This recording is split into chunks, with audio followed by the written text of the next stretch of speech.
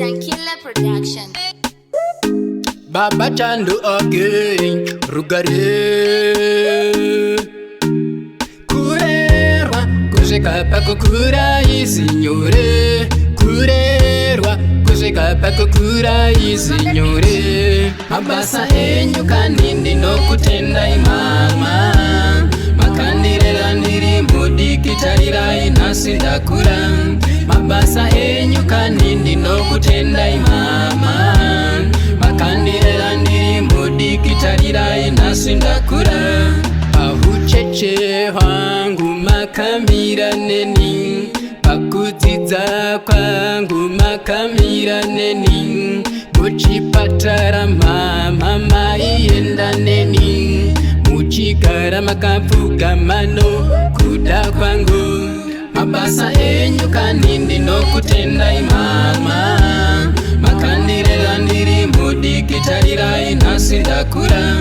Mabasa enyu kanindi no kutenda imama. Makandirera ndiri mudi kitarira inasindakura. Kuti ndizive kupfeka aiwa ndimi.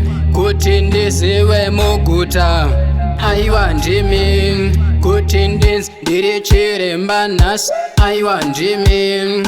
Kuti ndiri hurudza nhasi aiwa ndimi. Maingoti we mwanangu nyarara kuchema. Maindeti we mwanangu nyarara kuchema.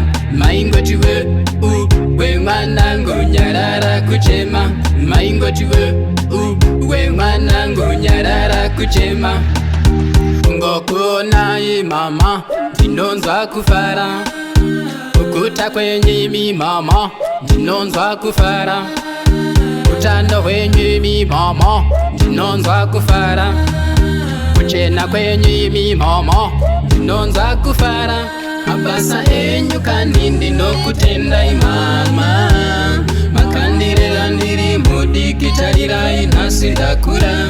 Mabasa enyu kanindi no kutenda imama. Makandirera ndiri mudi kitarira inasindakura. Ndakarerwa na gogo vangu ndovawona samama vangu. Wakarerwa na tete vako chinguvawona samama vako. Vakakurera sa amai vasipo. Asironda renyu mama hari mbode mumwe. Makatikoshera vana mama. Musiripo tingadai tisipo. Wepo wenyu wakakosha. Rambai muinesu tinokudai ana mai. This is Baba Chando Chashe, Brian Mungandaire. We love you so much.